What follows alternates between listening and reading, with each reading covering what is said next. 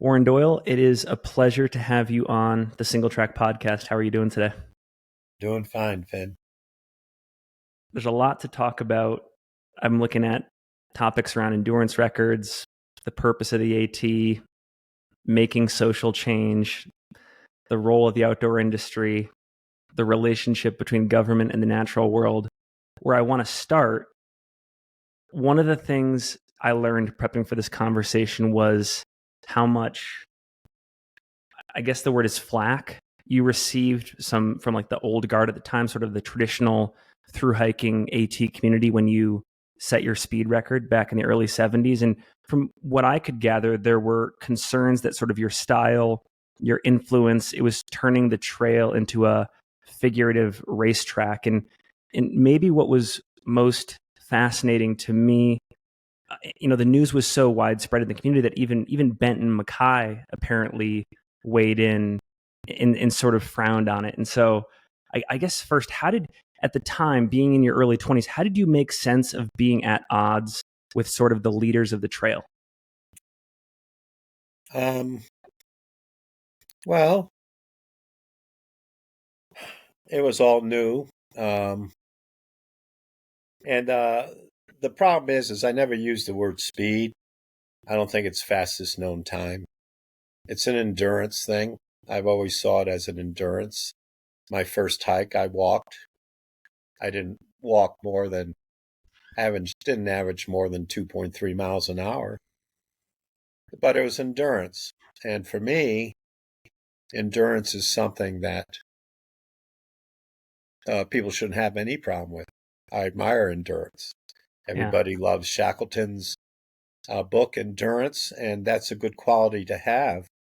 And so when I've helped all these people recently, it's not a speed record. It's not the fastest known time, not on the long trail. It's the shortest known time because it's a running clock. So to me, I value endurance. I value somebody that can walk 17, 18 hours a day. Do you think that they didn't value endurance, or did they have a different conception of endurance? Like, what are your thoughts there? It's still a popular conception when you say, okay, I walk 30 miles a day. And people say, well, what did you see? Did you see anything? That's what all, modern day endurance hikers get. It's not a racetrack. Did you see anything? And, I saw a lot. It's just, the trail is out there for as long as you're not abusing the environment, both the plant and human environment. Do it any way you want to. And, it wasn't commercialized at all. It was just, I needed, as a 23-year-old, I needed my walkabout. I needed my pilgrimage. I had questions about society, the society I was being trained and conditioned for. I thought I was being educated to become a responsible, productive citizen of our country. But I started to have questions due to my mentoring of with Don West. I had questions about the culture, and so I needed to go someplace that knew no prejudice, that knew no discrimination, that was going to treat me the same whether I was in the upper class or working class or what my family name was. It treated me the same in terms of what the color of my skin was, my gender. Yeah. And I wanted to test myself in a place that if I could do it, I could take a quiet pride in that I did it, that I didn't get any favors. And if I didn't get it, I didn't have any excuses, but just to look to myself in the mirror. And when I did the trail, I went to the ATC. This is when they just moved out to Harper's Ferry, and I said, I'm going to respect the trail, and because I knew they had these narrow view of the trail, which is understandable. And I remember after I finished, I went to the Connecticut AT annual meeting that the AMC Connecticut section had their annual meeting. And I went because I wanted to meet the people. I wanted to thank the people, all the maintainers and trail maintainers. And I wanted to give back to the trail. At that time, I wanted to. There was a guy, I forgot his name, I think it was Harvey Smith, who was getting old and he was painting white paint blazes. And I would have just loved to just hold his paint bucket for him and to help out. And I went with that. And, they wouldn't have anything to do with me. And, I don't drink, I don't take drugs, I don't, I'm not vulgar, I don't curse, I don't, and, here's this young man at the age of 23 that, was raised good and so forth. And I'm being, it's one thing to, I didn't care whether they said great job or anything like that, but I wasn't expecting them to say I was a pariah. I did the trail the way Benton MacKaye didn't mention it. So they have these patron saints that they rely on. And, that's the world of Benton MacKaye was back in the 20s and the 30s. And matter of fact, I'm probably one of the more radical people who've done the trail because Benton MacKaye was so radical that they didn't keep him on board. They said, we got to go mainstream. Let's get rid of this socialist guy.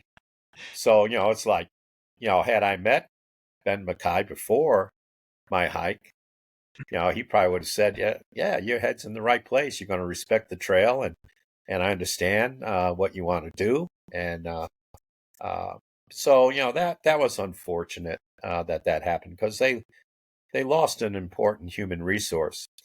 And, it wasn't really bad. They helped out when I wanted to form ALDA in 1982. They helped me out. Gene Cashin was a real humanist. And David Ritchie of the National Park Service, he was a humanist. We didn't share the same beliefs, but he was open to stuff. But then, I became a persona non grata for sure for about 30 years. About starting in about 1990. When you say they lost a really important human resource, what do you mean by that? Oh, I could have helped out the trail a lot. Talk about that. Well, I love the trail. I remember going to board of managers meeting. Of course, the Olympics are happening in Paris now, as we know. But when they had the Olympics in Atlanta, I went to the board of managers meeting. I said, look at, you don't have to endorse this, but this is something that I would do. They were saying, how can we increase people's, knowledge of the trail and all this kind of stuff? And I said, I'll contact people from all these countries and put together 5-person hiking teams from each country. And we'll start at Katahdin and we'll have a team competition, bringing it all the way down to 75 miles north of Atlanta and then walking into the stadium. Yeah. And of course, that was like, what? But that's just as innovative as anything Benton MacKaye thought about trailside communities. For sure. Yeah. By the way, the overlap to me is wild. Like, again, like you mentioned, I think of someone like Benton MacKaye as a relic of the early 20th century progressive movement. And he's kind of spearheading the back to the land stuff and warning against urban sprawl and being over industrialized. And so it's amazing. Well, A, the overlap to me is wild that like he almost lived to 100 years old. So he was there in the early 70s. And then B, it's amazing that that a fellow idealist wouldn't be able to recognize their own kind in you. We never met. We never met. And I wasn't espousing this, when I was walking, because I never felt I had to defend myself while I was walking it. It was only when I got this reaction. I didn't want praise, but I certainly didn't want to be treated like a pariah because I didn't do the trail the right way. I was saying, well, what is the right way? And the right way for people is, to do it in 6 months, and heck, I was out there and, my impact on the environment was very little. Even my dad came out, he had enough days accumulated for his vacation. He was a toll collector. He was a working man. He came out and followed me with his station wagon. I slept in the back of the station wagon. I didn't ask for that, but, he called me up and he said, "Hey, can I help out?" And I said, "Sure, Dad." And so he came out and he helped me. And for him, it was good because, he didn't go on to college. I didn't hold that against him. But, when I graduated from high school and went on to college, I could feel his loss of purpose. He couldn't help me anymore. He didn't Mm. know what a semester meant or a summer term or, essays or final exams and everything. And I didn't hold that against him, but I could feel that he couldn't help me anymore. Like he couldn't teach me how to throw a baseball and to ride a bike and all those things that dads do for their sons Yeah. that I did for my son. And so, um, you know, uh, he came down and he actually helped me after 5 years of feeling that he couldn't help me. He was helping me. And now that's a good story. And I wasn't sponsored by Cliff Bars or I wasn't sponsored.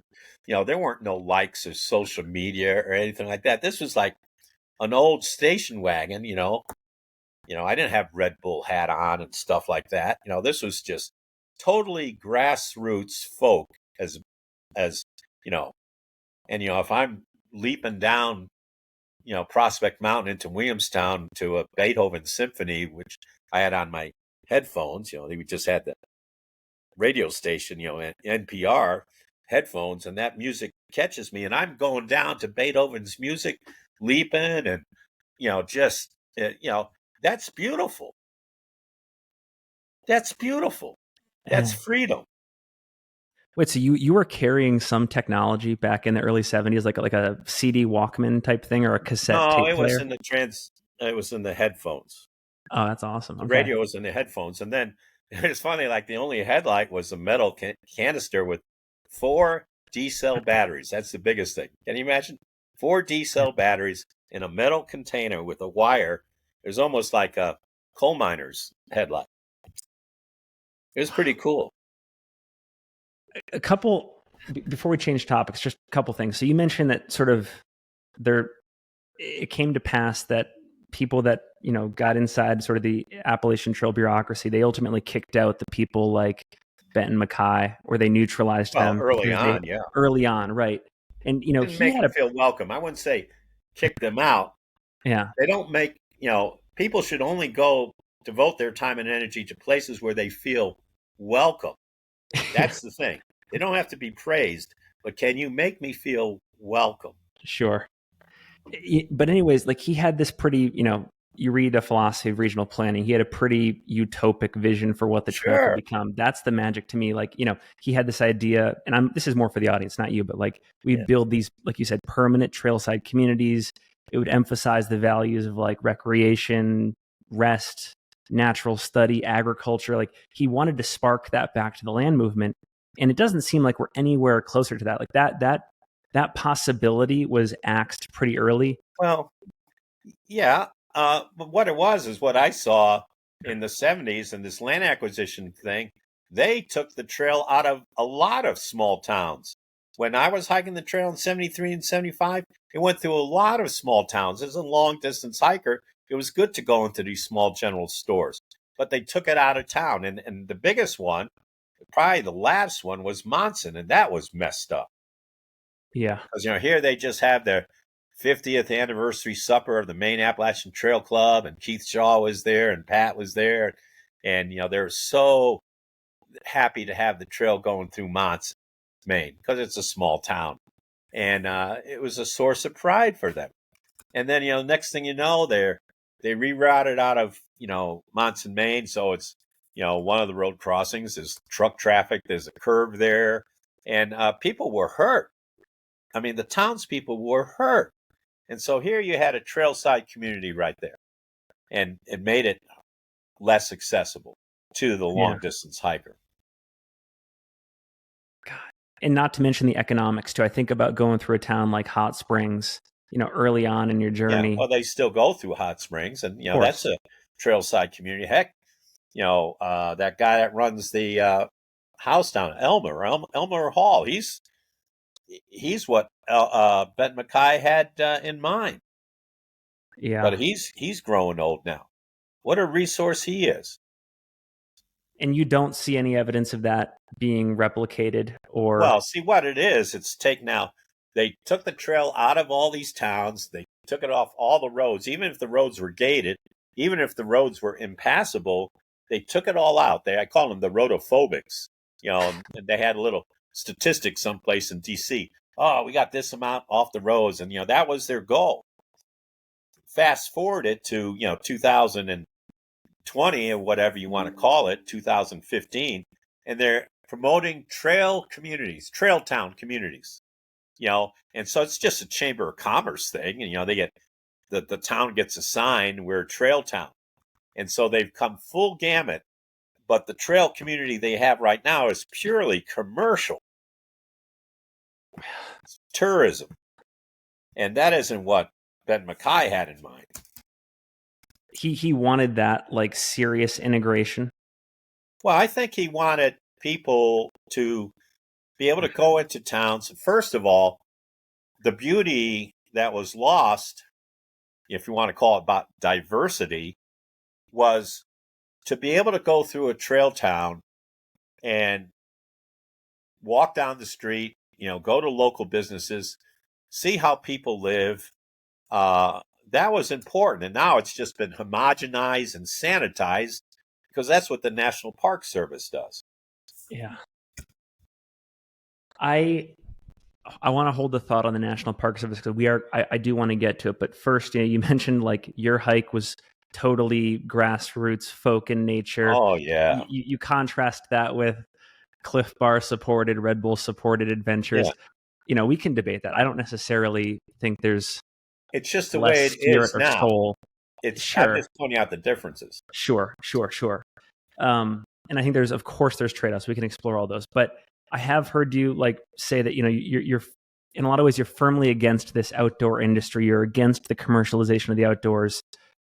I guess I would love for you to talk about what you think is lost in that process and whether you think this status quo is mutually exclusive from other possibilities, like some of your worldviews.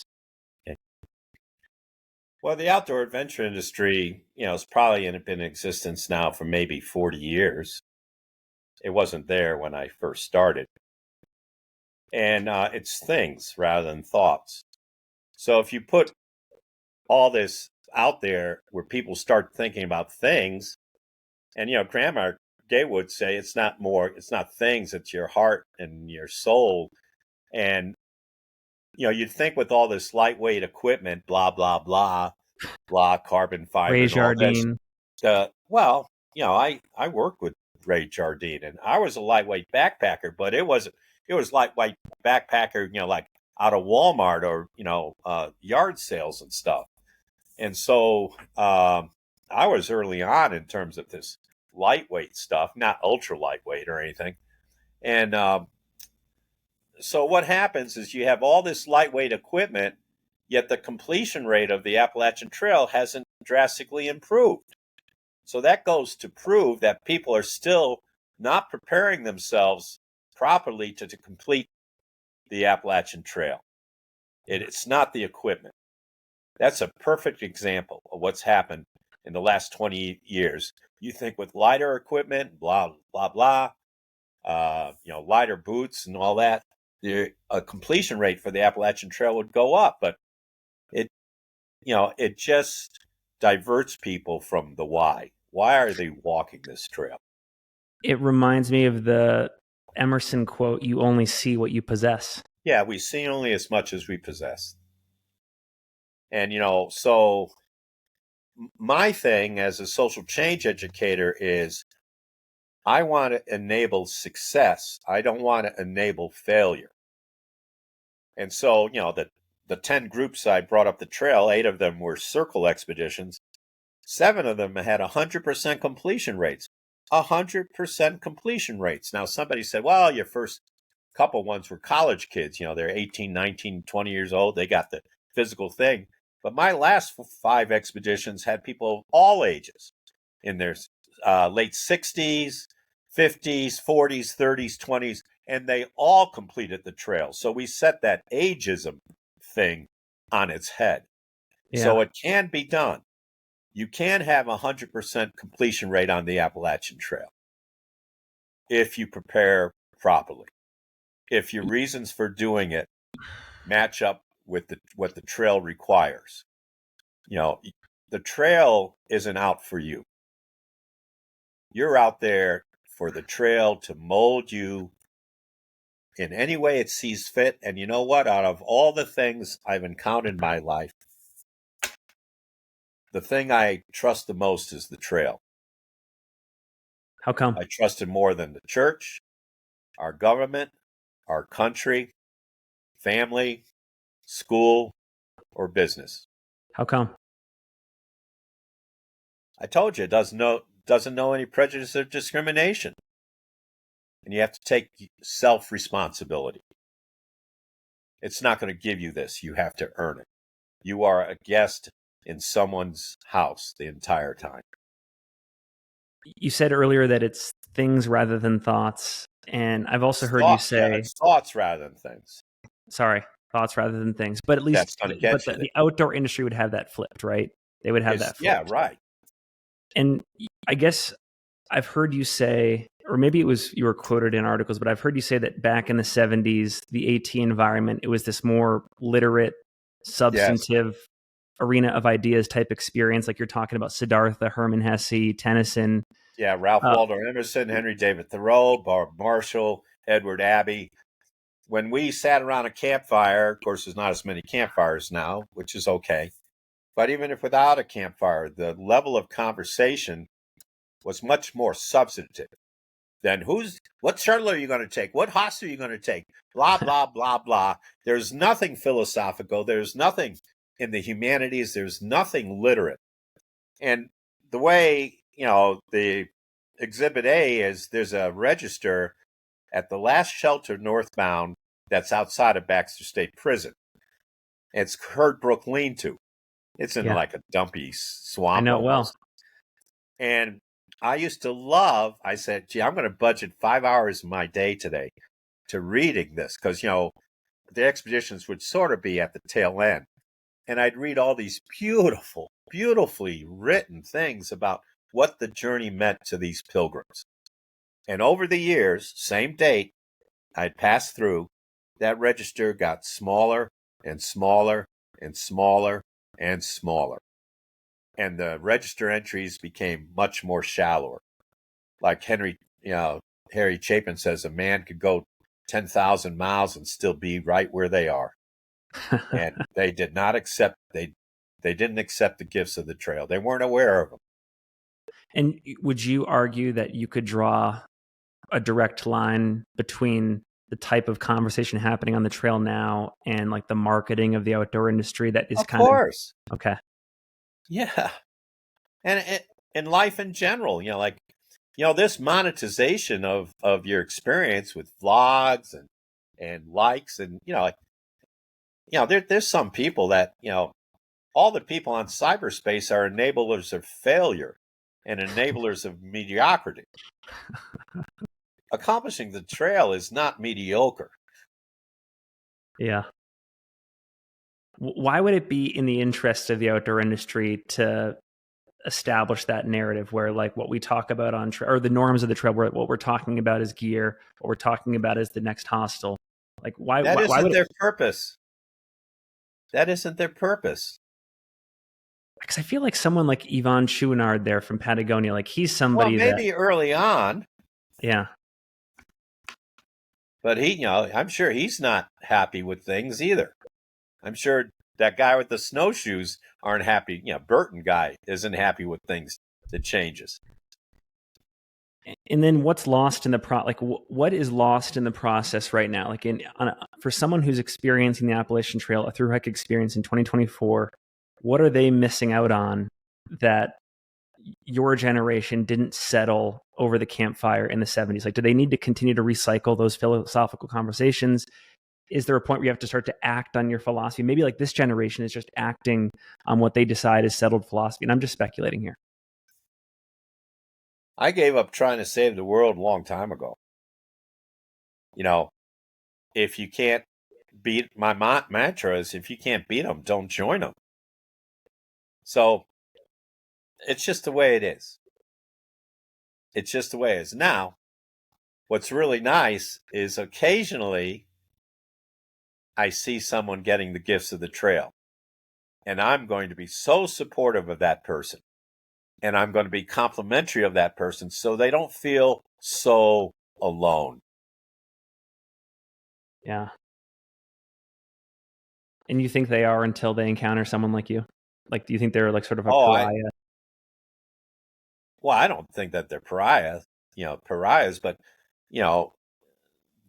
they're not into the party culture. They're not into the equipment, and they're well read. Yeah. I meet those people. Some of them come to the ATI. I said, wow, I'm glad you're on the trail, because maybe you'll serve as an example. Maybe you'll say, hey, let's camp on top of this mountain tonight on this big old rock. And they'll go up and camp on that because they say, oh, we're going to just stay in shelters and designated campsites. And they'll go up there and camp and say, thank goodness. Thank you for letting me. This is something else, and I'm going to do this more of it before I reach Katahdin.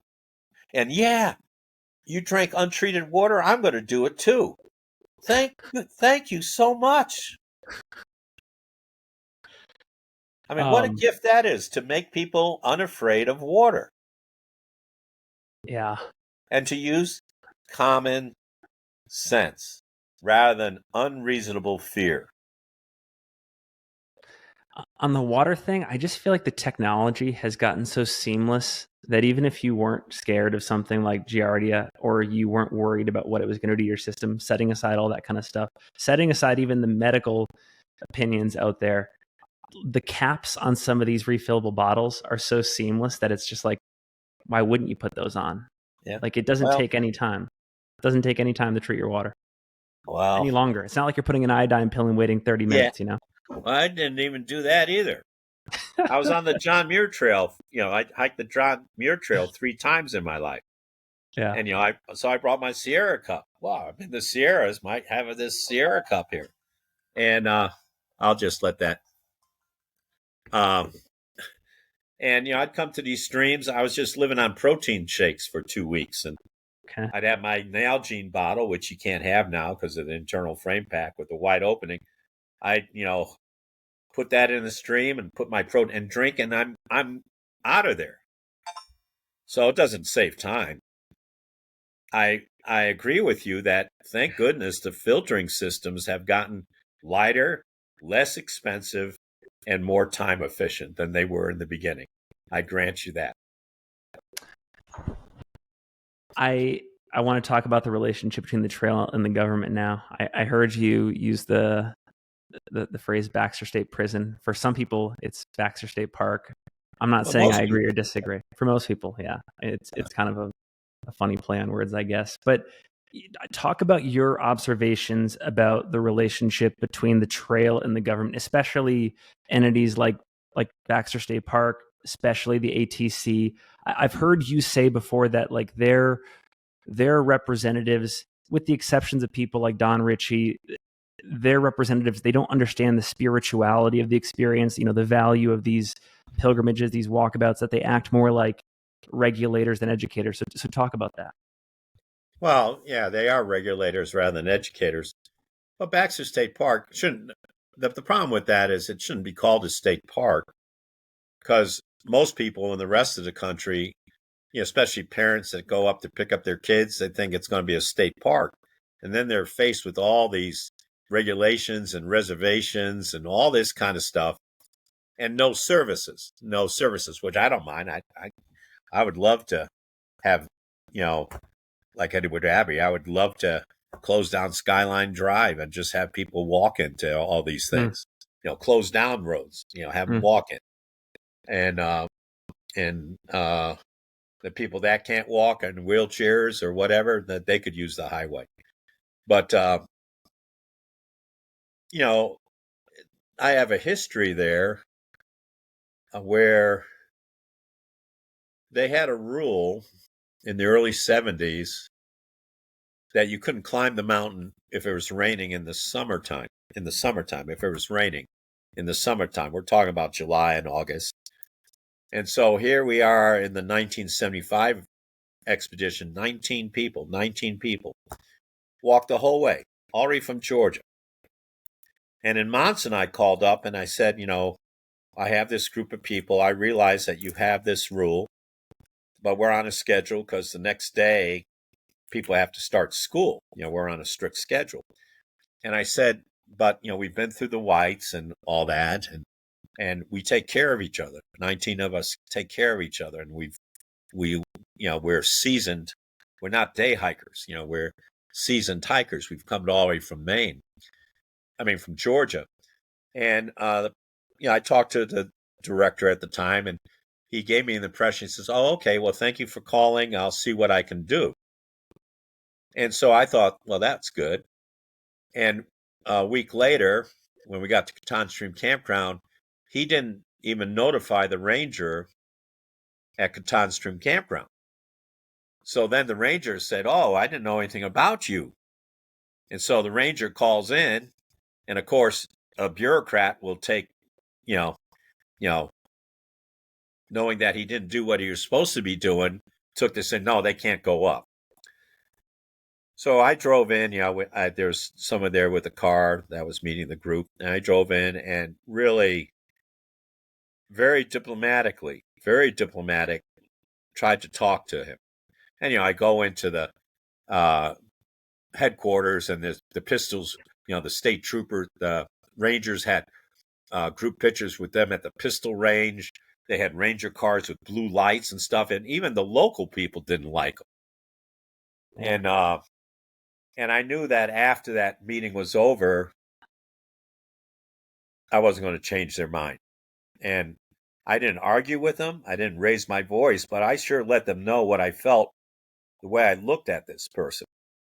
That this person in this uniform just prevented 19 people who walked the whole way from walking the last 5 miles in the summertime. I even, in my initial phone call, I said, before I climb the mountain, I will get the report from the FAA Weather Bureau there in Holton about what the temperature would be at that height. And if there's any chance of icing or hail, I said, we can't handle that, but we can handle rain because we've been rained on. And the presidentials, we've been, 60, 70 miles an hour wind, 13 miles above timberline. And, so I was trying to go about it in a reasonable thing. So we drove back, and as we were driving back, here comes the police ranger cars, and everyone was waiting at Katahdin Stream Campground, and they blocked off both entrances. It was like just almost like those tanks up there on Tiananmen Square in a way. See that picture up there? Of course. And they read us the riot act, basically. And so, we had to come back like a week and a half later to climb the mountain. And boy, that radicalized everyone in the group, and the difference between an educator and a regulator. And then, then I went back, I was helping this older gentleman who, I wasn't getting paid or anything. He was just a friend of mine. He wanted to climb Katahdin. And so, I said, okay, I'll help you. So we started really early, and I had a sleeping bag just in case it got cold, and he would be, he wouldn't get cold if he was going real slow. And, they said I couldn't take the sleeping bag up because they said you can't sleep on top of the mountain. I said, we're just on a day hike. Here's this 60-year-old guy. We're just on a day hike. And, this was later. Oh, you can't put I can't bring the sleeping bag up. I said, okay. And then after we did research, we had it as a class exercise. We researched all the back countries in the United States of America. And we found out that Baxter State Park was the only place that had a rule, subject to fine or jail, that you couldn't climb the mountain in the summertime, not non-snow conditions, no glaciers, no ice falls, nothing like that. And we went up to their meeting and we presented all this research to them in a very reasonable way and they still wouldn't change. So we had to go to nonviolent civil disobedience to get it changed. Just so that some members of the audience have a reference point, because there's a lot of mostly trail runners in the audience that haven't dabbled in the AT or the Pacific Crest Trail, stuff like that. They might remember Baxter State Park as being the place where Scott Jurek finished his endurance record back in 2015. And he was in the media towards the end because there was a party of what was it, 10 to 15 people on the summit with him. They popped a bottle of champagne, and it immediately triggered all of these, regulatory policies. It was policed. I think he had to pay a fine or something. So, it also was that was an unfortunate incident. Ours, it was also being videotaped, and so they're very much against commercialization.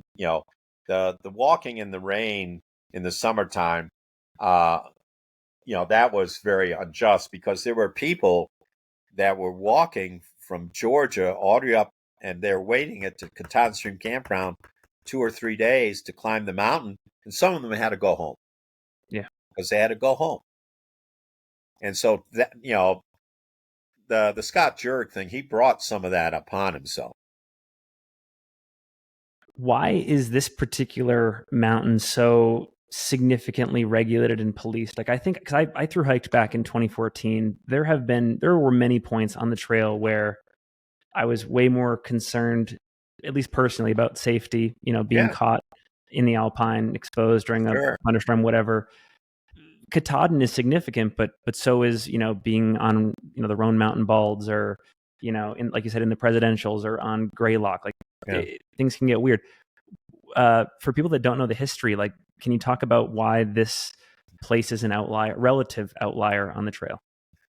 Well, the history of it, and Buzz Caverly, he loved that place, and he had a personal. He knew Baxter, or he wanted to keep it the way Percival Baxter envisioned it. Okay, and so he was very adamant, and he had a militaristic type of administration, which is very regulatory. Militaristic thing has, if you don't follow our orders, you will be punished. And so he was the leadership for a long time. Now, since he stepped down, they have very reasonable rules at Baxter State Park now. Okay. They don't have that rule. You can't climb the mountain if it's raining. They say, well, probably someone doesn't want to climb Katahdin anyways if it's raining because they want to have a view. Someone walking from Georgia to Maine, they're not going up there for a view. They're going up there to finish a journey. Right. Wow. Okay. Slight change in topic. Yeah. You have a pretty storied history helping great athletes like Jen Pharr Davis, Liz Derstine, Karel Sabbe with various aspects of their, we'll call them endurance record attempts on the AT. Your ATI, the Institute, it's become a incubator for a lot of these great athletes, a lot of talent. Why do you take so much interest in this realm of hiking, which is kind of a counterpart to those circle expeditions you do where you're leading, 20 people on a fast but not record setting journey? Well, I think there's room for everybody. And I can understand, I'm a former record holder on the long trail and the AT. I like the Olympics. I don't like how the Olympics have become, with, paid athletes and subsidized athletes. But to me, someone who walks the trail in a short time, that's Olympian, especially if it's grassroots. Jennifer Pharr Davis, and I like to dance. And, rather than spending, $50 to sit in a row 50 rows back to watch some ballet, I'd rather watch Jennifer Pharr Davis go through the woods like a gazelle. I love to see Karel Sabbe move. It's Liz Derstine, even though Mercury, she got shin splints. I loved seeing how she moved over these mountains. It's a beautiful thing, and they move without fear. That's what I like. They move without fear. Yeah. And they move with freedom. And they're not victims. If something goes wrong, they don't complain. They have to adapt to it. Time and distance can't change. You can't change that mountain. You have to change. And these people change. When you say that you're against the idea of subsidized athletes, what do you mean by that? Well, when it came to the Olympics. How about in a through hike setting where, an athlete is taking on Well, sponsors to help support their endeavor? Because that's Karel did, different. right? I mean, Karel's an on athlete. He has a shoe sponsor and stuff like that. Oh, Karel, he's got a day job. He does, but he's He's a also, I mean, dentist. He may be subsidized now, but he wasn't that much subsidized when he was doing the AT. Jordan didn't have any decals on his support van. Okay. All they got in the beginning was flat tires. But you're against. So is it fair to say I'm not against it? You're not against. Okay. It's just not my style. Okay. Okay. So I'm not going to say you could. It was funny. Mercury, she's a really nice person, sweet person, and I sort of asked her. I said, "Hey, Mercury, can I get a little decal of a Cliff Bar and a little decal of Red Bull and put it on Pegasus, my auction bought, soccer mom van that we use for a support vehicle?" And I said, no, don't do that. I said, okay, I won't do it. And I didn't. Okay. Because it does seem to me, again, you have more intel on this than I do because you're actually on the ground observing things. I'm over here in Salt Lake City, Utah, just absorbing what the internet gives me. Are things changing? Are there far less people who are doing these endurance attempts in the style of like a Jen Pharr Davis and more so leaning into the Cliff Bar Red Bull relationship things to make things work? I think that was an out west thing. Okay. That's never been a part of the East. When you're talking about David Horton, he's got a day job. Jennifer Pharr Davis, she's, she had a day job. They're not professionals. So you're really, it's the amateur aspect of it that is the most romantic. That's what I value the most. Okay. I'll help somebody. I will help someone if I like them. Yeah. How's that sound? That sounds good. Yeah. Well, it's a simple thing. Like you usually like to hang out with people that you like. Yeah. So if someone comes to me and I get a chance to talk with them and know why they want to do the trail and all this, and I admire it, then if they want my help, I certainly will help them. Is there anyone you're tracking or helping right now? That's exciting. We're recording this on August 1st, 2024. Yeah. No, I've given some advice to Jenna Carroll, who's heading south. She's probably going to do it looks like she'll probably do the shortest southbound self-supported hike on the AT. Okay. She's got a nice disposition and really a nice person. Right now, I've helped Christian a little bit, just logistics. That was so sad that he was right there over the Maine border and wasn't able to complete. So close, like Greek tragedy. Well, they call him Captain Morgan. I feel I told him maybe he should be called Captain Ahab. So, and I never fully got on board with Christian because there's just something that the reasons and the reasons why he stopped and so forth. He needs too much sleep to be a record holder. Okay. He just needs too much sleep. He depends. on if he doesn't get enough sleep, he can't perform. And, so you see somebody like Heather Anderson, Anish, do the Arizona Trail unsupported, 800 miles. And, you see, these other folks, John Kelly and Joe McConaughey, doing extraordinary distances with very little sleep. Joe McConaughey's hike on the Arizona Trail where he's post-holing and he wanted to quit, and his support crew said, no, you're not going to quit. Get back out there. And he did it.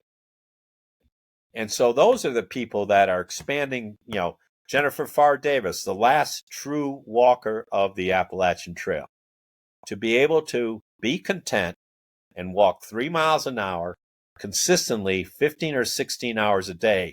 That's endurance.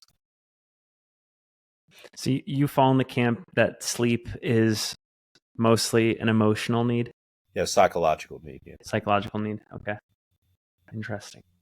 Yeah. Was that the only issue that you took with Christian's attempt? Because it's been cool to see him, in my view, invest in this year over year. And these things take such a toll. And so the fact that he's able to recalibrate and be relatively ready in time a year later to give it another go, I mean, I salute that. All right. I guess I'm glad that you do, and a lot of people feel that way. But he had, this is going to be his 7th attempt. He had 5 attempts with the same support crew, his mom and Iceman. Iceman should become a saint. I said, are you going to become a saint? I'm going to call him Saint Iceman now. Same crew, same result. And you think the variable was just the sleep? That was all it was? That's what he said. Do you think he should go back, try again? No. Huh. How about because again, early August, Tara Dower. Do you know that name? Yeah, I know Tara. She'll be going. I've given her some information. She finally reached out, and she came out when Mercury came out. That's how she first got interested in endurance hiking. She did a nice interview with Mercury, and but she finally reached out, for the roads in Maine and stuff, and we had a good phone call about a week ago, and but that's the other thing. Walking the Appalachian Trail is not some backyard thing. It's not hard rock. It's not, what's the Western States. This is long term. And that's what people have to understand, that if you grow up in this racing stuff, I'd be interested to see if Courtney DeWalter could do the trail. I would love to see that. But I don't think it's apples and oranges. Hmm. It's a whole, because when you do something supported, you better have somebody on your team who has walked the trail. And you better have somebody on your team that knows all the roads and all the road crossings. Yeah. And I like to dance, folk dance. And walking the trail is 2 things. It's like a dance and it's like a chess game. Okay, I'm going to use those 2 things. That there are times, if you dance, you can't teach a dance if you haven't done the dance yourself. Okay, any dance instructor is not going to teach a dance if they don't know the dance themselves. So they have to listen to the tempo. And the trail is a tempo. And you got these hard sections where you have to slow down, and you got these other sections where you can speed up. You got sections of the trail where the trail says to you, you could do a 60+ mile day today because I'm giving you the tempo to do it if you listen to it. Or, heck, even though you have to average 53 miles a day to get the AT record, you're not going to do that for 4 or 5 days in the Maine or the White Mountains, because the tempo is not that. And then get back to the chess game. That's why I like this endurance hiking, because you have to make the right decision almost all the time. You don't have much wiggle room to make the wrong move. So on top of Katahdin, there's this big figure. There's a stone cairn, and there's this big figure, and it's covered by a robe. You can't even see the guy's face, or it could be a gal too, or maybe it's both sexes. I don't know, but it's covered by a robe. and he could see, or she could see, all the way down to Georgia, and he could see you start. And if you make the wrong move, you lose a player. And if you keep on making the wrong moves, you lose all your players, and you're not going to get there. And the best thing that anybody can do, any hiker, whether you're doing it 5 months or 6 months or 41 days, is when you get onto that summit, you go over to this person, and this bony hand's going to reach out from underneath and shake your hand, and a voice from deep within this hood is going to say, "Nice game, Pilgrim. It was a draw."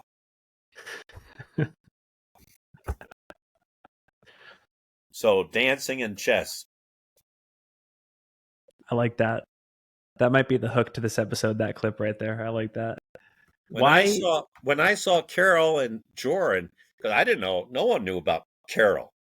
I saw them I heard about, somebody started. I saw a picture on Facebook with Karel lying on this blue mat. That's what really I liked. He was on a Walmart blue mat. He's not some, expensive piece of equipment. And Joran had a laptop in front of his face looking at it. I said, wow, that's pretty interesting. So I met them early in the morning at Sam's Gap. They pulled up. I was sleeping in my car. They pulled up, and Joran did. And they made me feel so welcome. So welcome. And so I gave them all the information about road crossings, helped them out, went up to Maine and helped with the canoe crossing. And the day he went over the presidentials, and they were the gold standard. Him and Joran were the gold standard. And it reached its epitome in Barkley when he finally finished the race. He was so exhausted, lying on the ground, and Joran comes over and cradles his head. It was like a pieta. Right. That encapsulated what a support person is. And they're the gold standard. And Brew Davis and Jennifer Pharr Davis, they were something else together. So I like that aspect of it too. And maybe this is a technical question, and how many people in the audience need this information, I don't know, but I'm curious. With these endurance record attempts, you mentioned the sort of the genius of Joran and Brew and what they were able to balance in the process. Those are pretty skeleton crews. Like it's a one person enterprise. Is that the way to do it, or do you prefer an army? How do you advise? Well, I don't think an army. I think if you only have one person, they have to know the roads, they have to know the trail, and they have to, quotes, take care of you. Now, it depends how much care you need. Some people are more high maintenance than others. Okay? So caretaking people that are needy isn't my forte. Logistics, strategy, decision-making, always being there. I met Mercury 427 times in 51 and a half days. And I never was late. I take great pride in that. And any support person could take great pride in that. And she didn't need, I had to help her with her feet all the time with blisters and stuff. But she was easy to work with. I've never seen so many people suffer. I've never seen anyone suffer for so long as she did. Really? And keep on going. I think too of, one of the takeaways I have from this is just the amount of logistical homework that you and your crew have to do beforehand. Like there is the endurance aspect to it, but then there is the logistics. And what you just said, never being late for your runner, your hiker, having been involved in smaller scale multi-day things, that's incredible. Even in like a 2 to 3 day span, the margin for mistake there is very high if you're not ready. It reminds me of someone from the West, Karl Meltzer, who attempted the trail many times, and what struck me about his efforts was how much individual initiative he had, doing homework on the trail. So he recounts all these stories of driving across country from Salt Lake City and driving up and down the trail, studying every road crossing. That's another person that I've always saluted, because I feel he took that part of the endurance attempt very seriously. He might have been the exact opposite to Scott Jurek, who on-sited it, right? Like him and Jenny just sort of showed up at Amicalola Falls or Springer Mountain, and they're like, we're just going to go do this thing. And he was and Karel maybe took more of like the mad scientist approach. Well, after his first attempt, he did. Yeah. And so he learned, but to have that humility to adjust. Yeah. The dynamic there, I don't know whether anybody will ever write Jennifer did a great job with Pursuits of Endurance. Great book. But I don't know whether anyone will ever do a really insightful thing about relationships between supported hikes now. Support crew and the person they're supporting, because that's a huge dynamic. Because you're investing your time and energy into this person, and you're expecting this person to produce while you're supporting them. And if they quit on you, that's not good. Right. And that stuff has to also be part of the history. One thing I have to say about Jennifer Pharr Davis, she's like Rocky Marciano. She retired undefeated. Every record she attempted, she did on her first try. That's why she could retire. Well, that was part of the plan. She's got kids. She's doing all this wonderful stuff. There was a time and a place for her. And she did it. And is still unbeaten, right? Well, her record is. On the women's side. Yeah. That's a long-standing record. All four records on the AT are long-standing. I personally think the greatest endurance feat I'm going to use this term liberally, the wider ultra running racing sphere, is Joe McConaughey's self-supported record on the AT. I still think that's the greatest. Had the overall record. It's the greatest thing ever in our sport, as far as I'm concerned. Yeah. Well, to have a self-supported person have the overall record is incredible. I mean, that's incredible, and I agree with you. Just amazing. But I also will, what Karel and Jordan did was something else, and people are going to find out. So many people have tried for that. See, Tara is going after Karel's record, and hopefully she'll have, when the decision comes to say, hopefully she won't beat herself up so she can't even get the woman's record. That's the problem. Yeah. But it's also the exciting part. Yeah.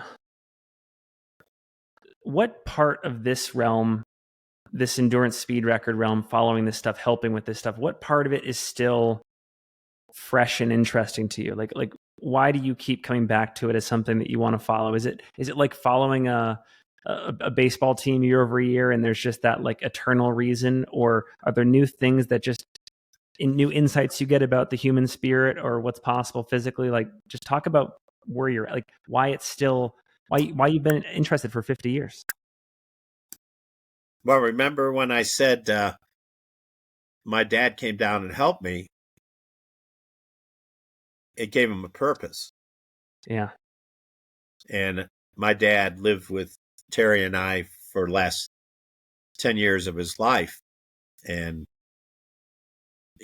as he aged and got older, he couldn't do much, but what he could do is get up every morning. And when we left for work, on his own, he would just come in and he would make our bed, because it gave him a sense of purpose. So at my age, I'm getting older, but I have this skill set. I have this in my head. This is okay. I got a big belly, but my brain's still Mind is great. So when somebody who's young, who has the physical capability reaches out and welcomes your wisdom, that gives a person of my age a sense of purpose. And if my purpose is to help people realize their dreams, then that prolongs my health. So the word I use on Facebook, the pictures of Jennifer finishing on, because she finished July 31st, 2011. So that was 13 years ago. They just came out on Facebook. And I always remember being up there is wisdom is genius and youth. I mean, genius. I'm sorry. Genius is wisdom and youth. Mm. And to see that intergenerational thing where, I could provide the wisdom and they could provide the youth. And when those two things meet and they respect each other, that's genius. I want to read a quote to you that I wrote down. You said it, so you're going to recognize it immediately. But you say, people who are able to realize their dreams are happier people. Happier people are less fearful. A country's strength is directly correlated to the number of people residing in it who have fulfilled their dreams. And the reason I bring that up is because you reminded me, you brought up the importance of just that, kind of durable sense of purpose. When I was on the AT, and even talking with people who were sort of in my, I'll call it a graduating class, I talked with a lot of them after the fact. They're having a very hard time reintegrating and taking what they experienced on the trail and making sense of it in, let's call it the urban lifestyle. Do you have any thoughts on why that transition is so difficult? Maybe why there could even be trauma attached to it? And is there an ideal way to incorporate your experiences or to reintegrate? Well, it's interesting that you say that because right today on Facebook, I guess there was a member of the AT community that I guess took his life. So it's trending, quotes, trending on Facebook today. Well, there's been a lot of talk about this. You're talking about, quotes, post-hike depression, they call it. Sure. Yeah. Well, I think Harry Chapin said a person could go 10,000 miles and still be right where they are. So if people go into a hike thinking that it's going to change their lives, and then they come back to the same world that made them that way pre-hike, I can't change the world. But because I've accepted the gifts of the trail, and one of which is freedom, that freedom is not in a flag, freedom is not in the country.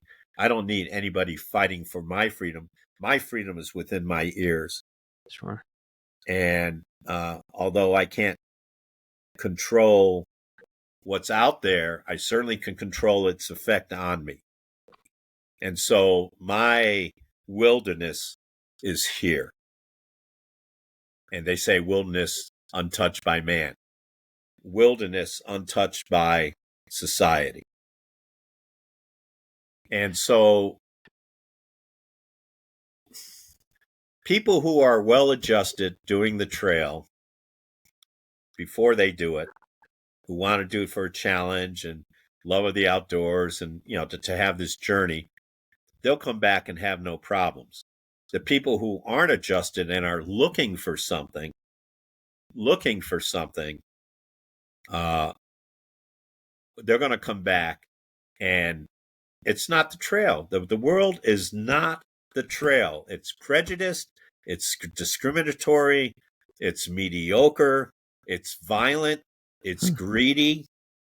You're not going to, you're not sharing a common goal with everyone. Heck, you're in this microcosm on the trail. Everyone's doing the same thing. It's easy to talk to people. Introverts become extroverts. But then, they go back into a society where they become introverts again.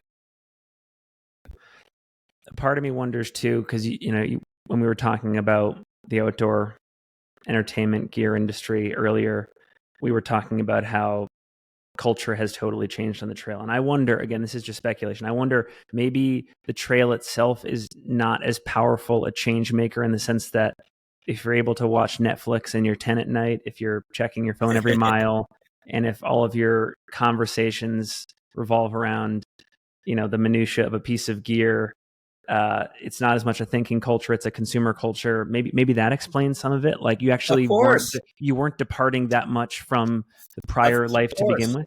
Yeah, of course. To me, we all think, about challenges on the Appalachian Trail. Some of the challenges I would love to see is I'd love to see somebody do the trail and not do any really social media. I'd love to see someone do the trail at the end. They say, I didn't stay in one place where I had to pay for housing. Why pay for something I could get for free? I'm tenting out all the time. I went the whole trail without taking a shower. Now that's an adventure, to be able to walk the whole trail without taking a shower. That's cool. That's admirable to me. I agree. And okay, I wrote down one other quote here that you reminded me of again. The only thing that's threatened in our country is a wilderness state of mind, the wilderness within us. That kind of applies there. Yeah. Oh, yeah. Yeah. We didn't talk enough yet. Are you okay if we talk for maybe another 20, 30 minutes? Is that okay? I'm fine. Okay. Thank you. I'm enjoying this. Thank you. I hope you don't lose any sponsors. Hey, if that's like I said, I'll say this actually. The genesis of this podcast is just me following my interests, and it's naked self-interest. There's just people that I've wanted to talk to like yourself. There have been questions I want to ask. And if people don't want to associate with that, that's okay, because this was a selfish endeavor to begin with. And I know a fair bit about your history with Don West. For those that don't know, he had the folk schools, big on nonviolent civil disobedience training, aversion to institutions, had that whole idea that, human welfare is indivisible. Right. I'm sure that working with him, like he was your mentor, right? So like working with him influenced you a lot. But then of course I have to imagine you added your own experiences to his philosophy. You kind of created something that was uniquely your own. Yeah. Looking back, like what does proper civic engagement look like? And what does it mean to be a social change educator in the way you see it?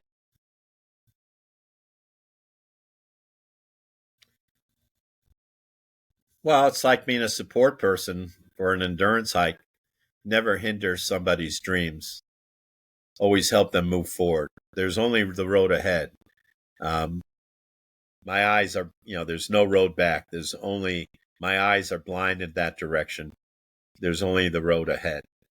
And if somebody has a dream that is going to be good for them and good for our society, and walking the Appalachian Trail is good, so I'm going to help them. And I'm going to create opportunities. When Terry and I do these 2 dance weeks a year, where people come together and they dance and they form a community. And the community is all about hands touching. These are helping hands. These aren't hurting hands. So these are helping hands. So hands are touching. And smiles are reflecting back and forth. And eyes that makes us human are connecting. And so that's the whole thing. And we create these temporal communities so people can come in for a week, get recharged, get their batteries recharged to go back out into the man-made world, knowing that there's still people who feel and value the same values that they have, to support goodness in people.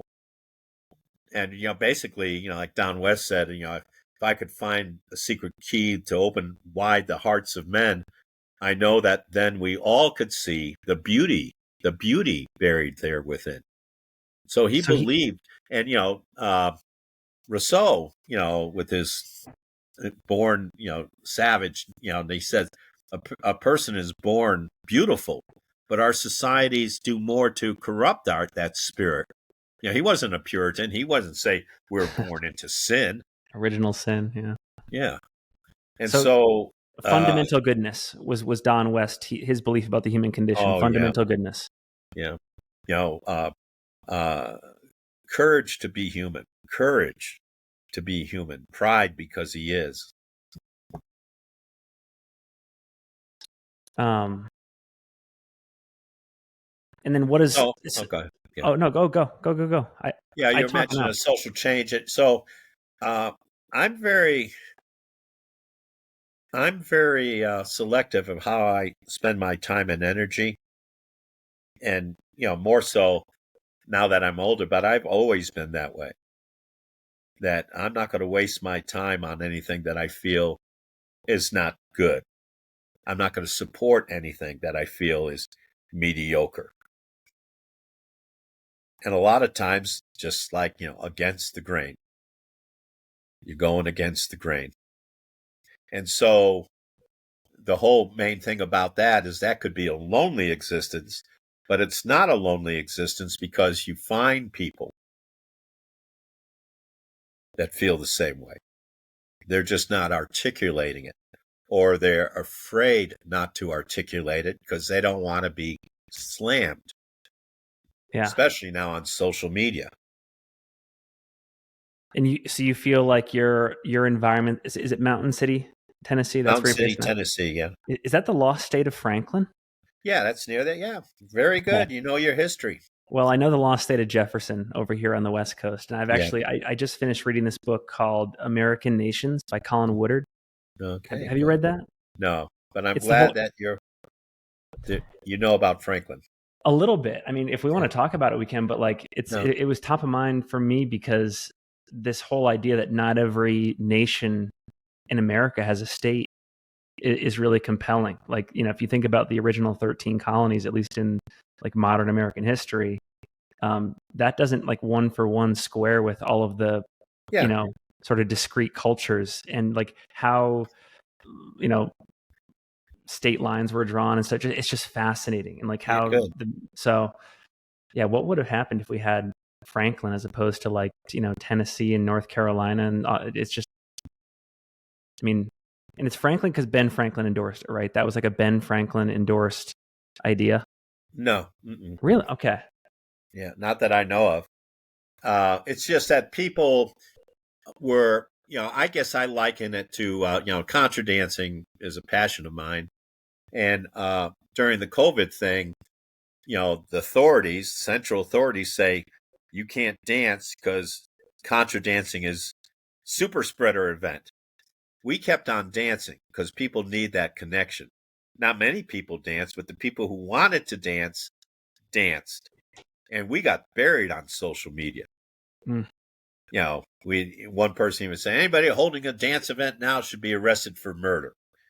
And now that hurt. That really hurt us because we wanted to give people a choice if they wanted to dance.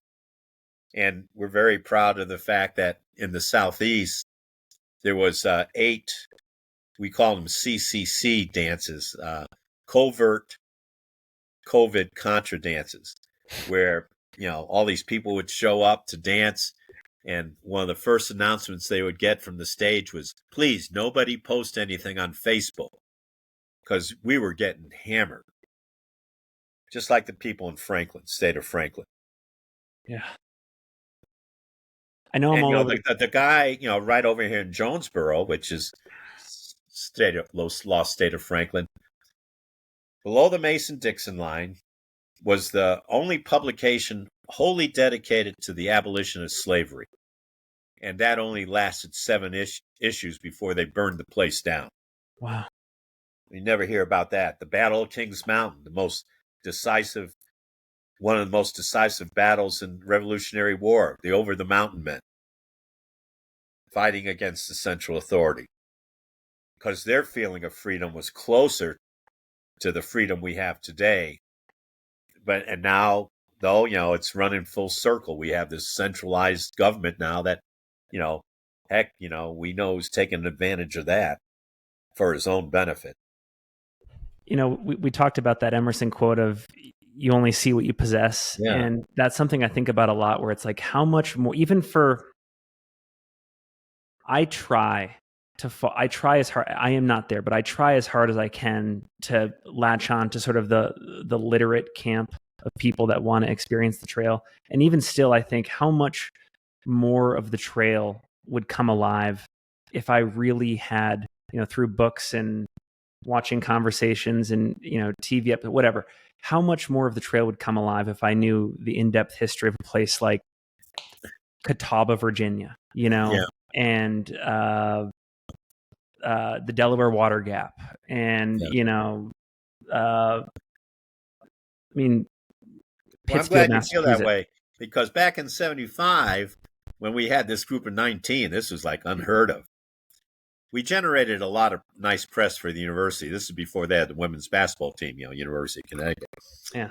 And we came back, and I was surprised. I was a grad assistant, doctoral student. And the vice president of college, university, called me in. They said, hey, we got some money from the Center for Innovative Education, and we heard you're going to do another expedition in 1977.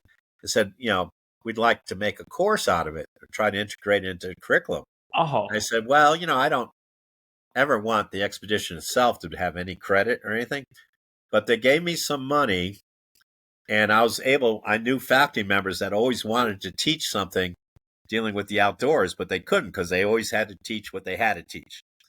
And so we were able to give people, the departments pay to release this person for one club class, and to hire a part-time person to teach introduction to philosophy or introduction to literature.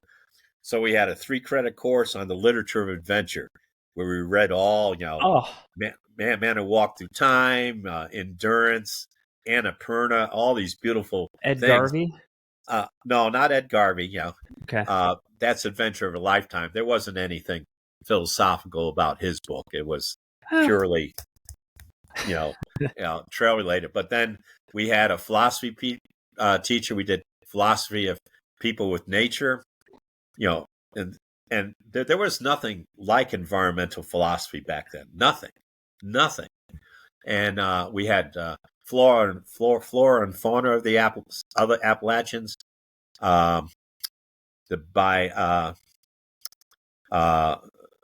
geology and geography of the Appalachians, and I taught the group dynamics one because it was a group experience, and it was great. So the people that went on the '77 expedition, they knew about everything they were walking through. They were able to integrate their experience, which made it that much more richer.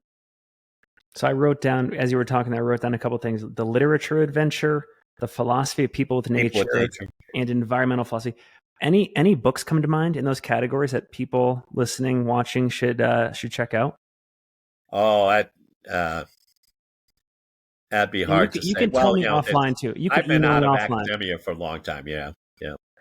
Maybe I'll ask you offline. I can email you and you can give me a list. But I think it'd be cool to add to the show notes any possibly formative books in those categories.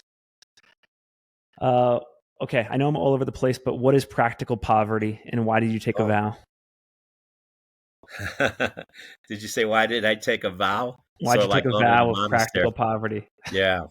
Well, I'm from working class background. And I learned my frugality from my father. My mother wasn't, didn't spend a lot of money either, but I learned, my dad said, you have to get chances of giving up your principles and ideals to earn money is greater than you don't have to give up your principles or ideals in terms of how you spend your money. So, which, has proven correct. So I put all my life savings into this place, into this Appalachian folk school, because I saw what Don West and Connie did when they opened up their second folk school when they were 60 years old. So I put all my life savings into here, and I knew that I would just be living basically on my Social Security. And I do smart hikes and stuff to raise donations for the folk school for repairs and maintenance. But it's been an adventure. I mean, my adventure in life has not stopped with my last hike in 2018. The trail gives me the gift of being able to sleep in my car, eat peanut butter and jelly sandwiches, shut off the heat in my house in the winter, or don't use the heat in the house in the winter when I'm here. Just being like an animal in a burrow and getting up and going directly into my car, drive 3.5 miles and get my under $5 breakfast at the local eatery, and then go to the library and use their heat and get connected to the world and use the library heat. And then if I don't do my work and all my correspondence by the time the library closes, I go to McDonald's and use that office. It's a great then I office. go back to my burrow. That doesn't cost much. I'm a huge proponent of McDonald's coffee, and it is a very underrated office space. Well, it's not the brand. It's cachet, yeah. I don't like their food, but they got good Wi-Fi and they got big tables to work on. I forgot to ask you, I know that it was tied to the Circle expeditions, but what was your dissertation about when you were in school? Well, that was also an unusual situation. I won't go into it. But yeah, when I decided to have this vision of a whole group of people walking the whole way, like I envisioned like all these people. They weren't walking together like a Boy Scout troop or a military unit, but they're all separated and they're all going along the Skyline, whether it's the Roan Highlands or Franconia Ridge or the Presidentials, and they're all heading in the same direction. And they're walking the whole way together at their own pace, but still caring for each other the whole way. I dropped my dissertation topic. I gave up my research funds. Oh, okay. The department chairman called me a disgrace to the department because I was going to be, they're grooming me to be the youngest PhD graduate at the Department of Education from UConn. And they had my career all planned out for me, where I was going to be at this stage, this stage, this stage, this stage. And, that's can be pretty intoxicating for a young person. But then the trail changed all that. That was, and fortunately, I had a major advisor that was also very visionary. And so he said, yeah, go ahead. And they had this huge, so we went against this department chairman's wishes, and so they had this big confrontation in the Graduate Student Council, what constituted original research. And you couldn't get more original than this. So, yeah, my dissertation was a pre-post thing on changes in the locus of control, internal control or external control, interpersonal values in terms of benevolence, and then self-concept. And so I had one group that was just picked at random from Connecticut. I had another group that went through the preparation period but didn't go on the actual hike itself. And then I had the group that did the preparation period and the hike and, did pre-post testing about who changed the most. I was going to say, it sounds like you couldn't have lived your intended research better than to be on the Appalachian Trail and to ultimately go that route. Yeah. And then also, and again, maybe talking to return to why people don't reintegrate or integrate their experiences well, you have to be willing to let the trail change you, right? Like the openness to all experience is so key. And if you fight, that's going to be part of where the gulf maybe is between expectation and end result. Yeah. Well, one of my little things in my one-page book, you have to flow with the trail. You can't fight the trail. You have to learn to flow. And what's interesting in Jennifer Pharr Davis's Becoming Odessa, she finally made that connection that she heard in the Appalachian Trail Institute in Vermont. And that made the difference for her for the rest of her hiking career. Yeah. She wasn't fighting anymore. She was going with the flow. Maybe 2 more questions for you. The first one, I keep thinking about that idea from like the 1960s counterculture that you should never trust someone over the age of 30 when it comes to moral authority. And I guess in your case, because you've always been somebody who, it's natural for you to be skeptical. It's natural for you to question authority. Do you ever turn that on yourself and wonder at what point maybe your views on the world are just a product of your generation versus being like eternally correct? Like, I guess, how important is it for you to check into like what is like very core to what you believe versus like things are in flux?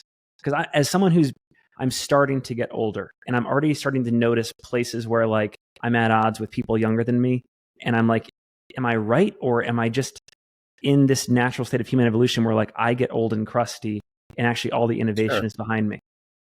Yeah. Well, I know I want to age gracefully.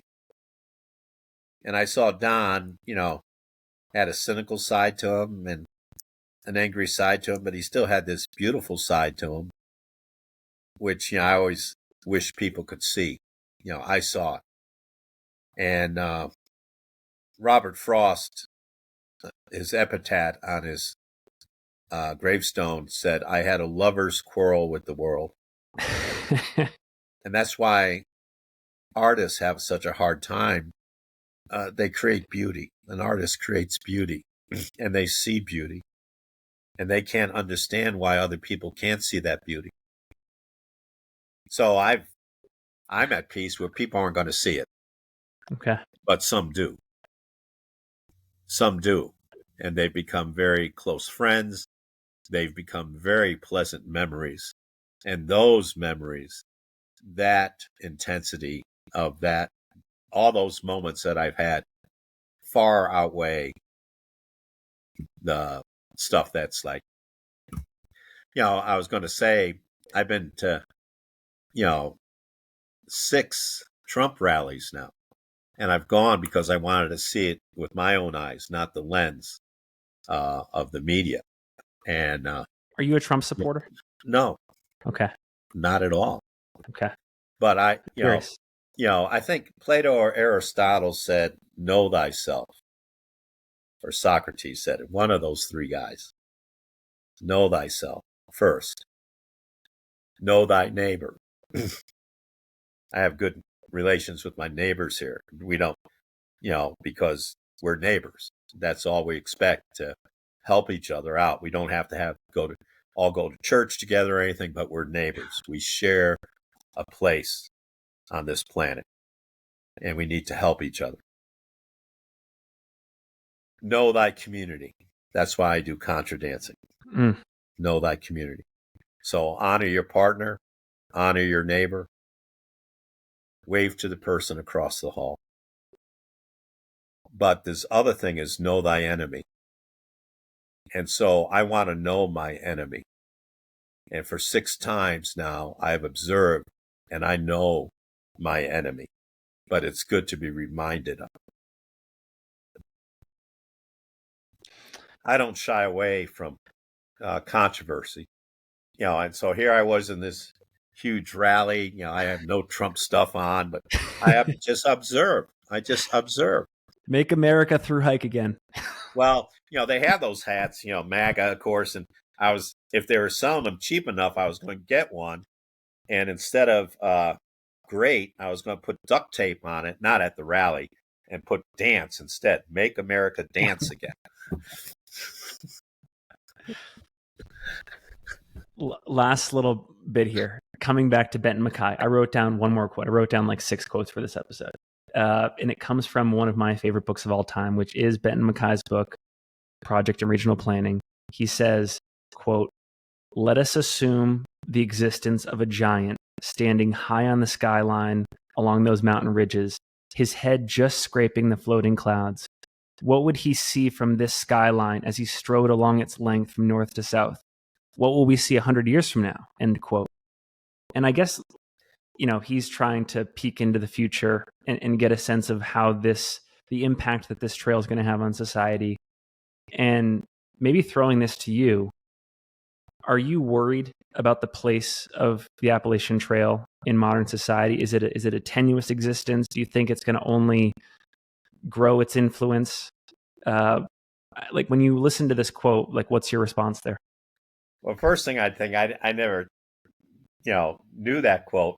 I immediately thought he had his giant, and I have my guy on top of Katahdin, the chess master, reaching out, It's kind of similar. Yeah. Well, that's what I thought. Well, if they were to build a trail, if the Appalachian Trail didn't exist today, and if they were going to build a recreational trail between Georgia and Katahdin, they certainly wouldn't put it where it is now in northern Virginia and Maryland and a section of Pennsylvania and New York and New Jersey. And a long time ago, there was people who had that vision and said, we need to follow the green. We need to follow the green. Here we have the green of the Chattahoochee National Forest and the Nantahala National Forest and the Great Smoky National Park. And then we go into Pisgah National Forest and Cherokee National Forest and George Washington National Forest and Jefferson National Forest. And then it ends. And you don't see the green again until the Green Mountains National Forest. And so they said, look at all that green in western Pennsylvania. That's how the Allegheny Trail came to be. We're going to go through the Monongahela Forest. So the West Virginia folks kept their promise and made this wild trail through the Monongahela National Forest. And then they're going to connect existing trails and build new trails all through these national and state forests in sort of central western Pennsylvania. And then they were going to swing it across North Albany and rejoin it in Killington. And they brought that proposal to the biennial conference, and they got defeated simply because they didn't have the numbers behind it. But look what happened. We spent millions and millions and millions of dollars on an inferior trail. And so, if you take a flight over the eastern United States, you have all this dark stuff, dark in the national forest. And then you have all these lights with a narrow black ribbon going through. And you know what happens when you only have a small space of dark stuff amid all those lights? What? Bad things happen in the dark. Whether it's two occasions, hikers, there's a suitcase on the trail, I'm going to open it up, dismembered bodies, the burnt, dismembered bodies of prostitutes dumped 2 occasions in Maryland there. And, bad things happen in those places. And it's not a wilderness experience. So, in terms of the future of the AT, I would want to be more hopeful, but I'm not. This thing with the ATC itself sent a letter to the Department of Interior and the Department of Agriculture, agriculture with the United States Forest Service, Interior National Park Service, recommending that they close the trail down during COVID. Well, they refused to. Because how are you going to enforce that? But when hikers heard that, hundreds and hundreds and hundreds of people who were going northbound quit their hikes because they were blindly obedient to this central authority. 3 weeks later, everyone's saying, go outside, that's good. And everyone was going to national parks, get outside, you can't catch COVID out there. And all this fear that was basically induced by the ATC. Hikers were going to come in and infect townspeople, get them all COVID. They're going to be dropping like flies, like Thanos, in Avengers, clicking your thing, and half the population's going to die. And so that was Benton MacKay would have been rolling over his grave on that one. So are you worried about the future Yeah. You are? Okay. Yeah, I think it's going to become overregulated. I think, the AMC has good lawyers, but, someone's, and I remember talking to some of the leaders at Maine ATC when they relocated the trail to make it much harder in Western Maine. I said, aren't you afraid someone's going to sue you? They say, no, we got the same lawyers as AMC. Well, something's going to happen. And I think somewhere down the line, just like the reaction to the Kennebec River, hundreds of hikers cross the Kennebec River safely. Hundreds. And then one person drowns. And now they say crossing the Kennebec is unsafe at any time. Sometimes I wonder how much of the perceived wrongdoing is not necessarily a function of the institution, but the operators in the institution. If you swapped out people, like again, we take someone like Don Ritchie, and like for people that don't know who Don Ritchie is, I encourage them to look him up. I personally think he was a great person and an excellent contributor to the trail. He had that whole philosophy of like, you have the body, but there has to be the soul to it as well, right? Yeah. And But he had to overcome stuff that he wished he didn't have to. Sure. When that AP article came out, and they mentioned it, that they would use eminent domain. Yeah. All these landowners, and especially in Virginia and North Carolina, Tennessee, pushed the trail off their land. Yeah. That's true. And so he had to fight that. For sure. I haven't talked to him. We used to go on hikes together, and he said he would have done it differently. Oh, really? Oh, yeah. That article. Yeah. If they had a communications director or whatever, he never would have mentioned that. Yeah. Huh. Because, you're talking to people who the reason why they got their land, whether it was right or not, is, these are people talk about the lost state of Franklin and Revolutionary War. People got this because they fought for the right for individuals to own private property. They didn't want to be part of some king, feudal lord on the hill. And so they couldn't get paid for fighting the British, but they gave them the land, But, the bad thing about that is, the Native Americans were already there. Sure. Warren, I have supremely enjoyed this conversation. I'm kicking myself because I have an appointment at the top of the hour to swap out new tires on my car. I have to make a trip down to Four Corners. So you're heading towards retirement? Well, that's a joke.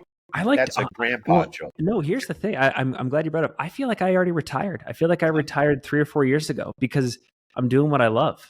Good. So I retired from, and again, there's a lot of privilege attached to it, but like I found work that I enjoy doing, and I'm doing may you continue to do so. Thank you. Yeah. And by the way, you continue to do so.